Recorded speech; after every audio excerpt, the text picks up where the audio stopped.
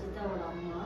அவள் சின்ன வயசுலேருந்தே பார்த்தீங்கன்னா அவளுக்குள்ள ஒரு இந்த விளையாடும் போதும் சரி, அதாவது எங்கேயாவது வெளியில் கூட்டு போனாலும் சரி, அவளுக்குள்ள ஒரு பெண்மைத்தன்மை இருக்குங்கிறத என்னால் கண்டுபிடிக்க முடியல. எந்த ஏஜ்ல வந்து கரெக்டாக வந்து உங்களுக்கும் தெரிய ஆரம்பிச்சது? அப்போ இந்த பார்பி கேம்ஸ் இந்த மாதிரி ஐட்டம்ஸ் வந்து கேட்பா. அதான் நம்ம வந்து சரி சின்ன குழந்தை தானேன்னு சொல்லிட்டு நம்ம வாங்கி கொடுத்துருவோம். வாங்கி கொடுத்தா அதை வச்சு விளையாண்டுட்டு இருப்பா. அதே மாதிரி கேர்ள்ஸுகளோட தான் கூடுதலாக விளையாடுவாள். பாய்ஸுகளோட போய் சேர்ந்து விளையாடுறது கொஞ்சம் கம்மியாக தான் இருக்கும். கொஞ்ச நாள் போக போக அவங்ககிட்ட இருந்து நிறைய மாற்றங்கள் வருது. அதையும் நான் வந்து பார்த்துக்கிட்டே வந்தாலும் சில நேரங்களில் ஏற்றுக்காமல் சத்தம் போட்டுருவேன். கொஞ்சம் புக்ஸ் எல்லாம் வாங்குறப்ப அவள் வந்து எனக்கு இந்த புக்கு தான் வேணும்ட்டு அந்த வெள்ளைமொழி புக்கை காமிச்சு கேட்டாள். அந்த வெள்ளைமொழி புத்தகத்துல இந்த ரேவதி அம்மா அவங்க வந்து எப்படி வந்தாங்க, அவங்க எவ்வளோ கஷ்டங்களை கடந்து வந்தாங்கிறதுலாம் அவங்க வந்து அந்த புக்கில் சொல்லியிருக்காங்க. இப்போ நம்மக்கிட்ட இதை வந்து அவனால் சொல்ல முடியல. இந்த புத்தகம் மூலமாக நமக்கு அறிவிச்ச மாதிரி நான் அதை வந்து ஏற்றுக்கிட்டேன்.